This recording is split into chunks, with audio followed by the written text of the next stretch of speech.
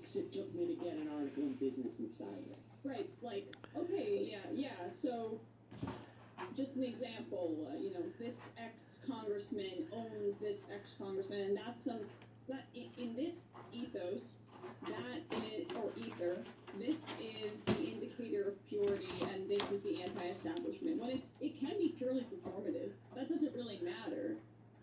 That still plays into this is the anti-establishment thing that we're trying to push forward, and it disincentivizes long-lasting progressive change, which requires both outside action, both pressure from these viral moments, and then also working within the system effectively. I mean, she can't. Yeah. And like, I think the other thing too is like, and Jamie hit on this yesterday, and like Jamie has hit on this really well.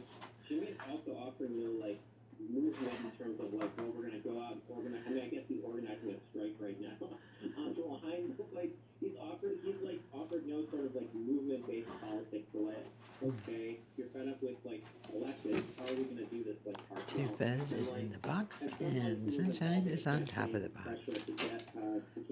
Who is the king? Like, that's just months and months of work. So, like, sending his constituents. There's nothing in the box except two Fez. And like, that's basically what a lot of this is going to take, as well as probably a general strike. It's something close to like Medicare for all. And it's very cynical of Jimmy and very wrong. And unfortunately, I think a lot of people on the left heard this shit. He plays on anger really well, and they recognize they recognize that anger. Sunshine's one of our new babies.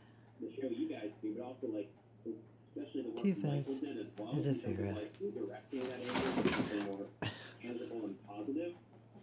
Yeah. I think it's super important. Because I mean, do you think Tulsi Gabbard was progressive? Yeah. Appreciate the call, Josh. Yep. Yeah. Jimmy Dore's future full hand. Matt Stoller's critique was much more interesting than Dore's. Yes, I want to have a conversation with Stoller because the stuff he was saying I found much more interesting.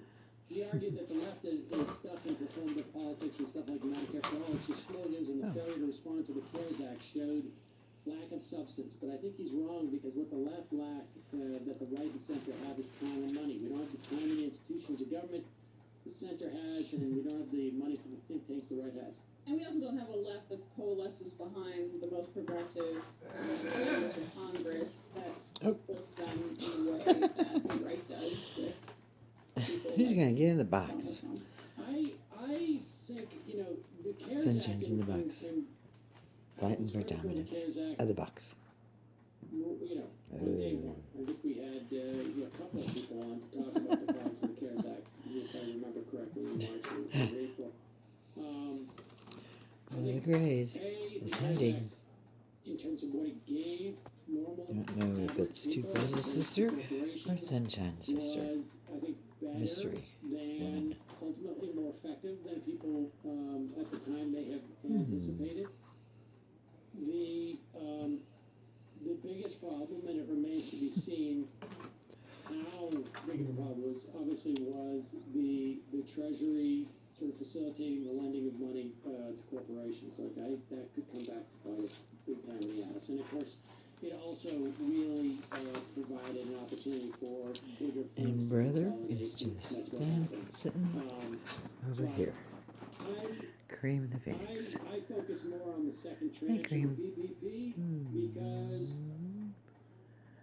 I am somewhat sympathetic with the idea of are we in a position to negotiate here? I think everybody's super panicked and stuff like that. Hey, Cream. It would be good for progressives to have, like you say, think tanks or have this stuff on the shelf.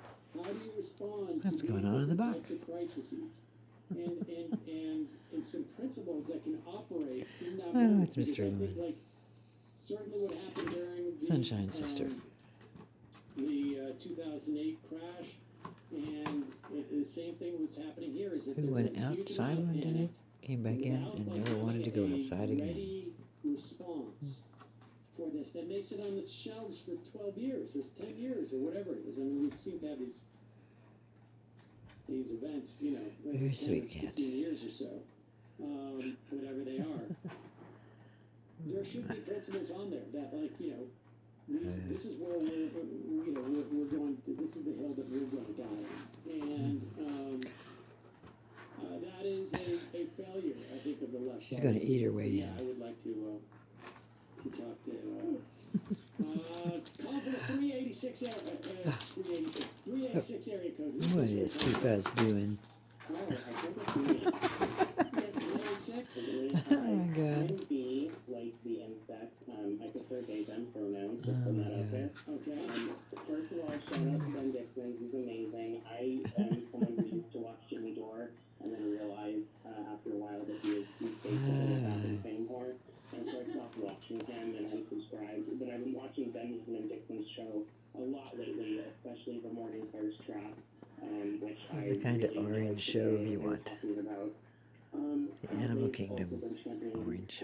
Transitions, which I personally Merry Christmas. very much appreciative of.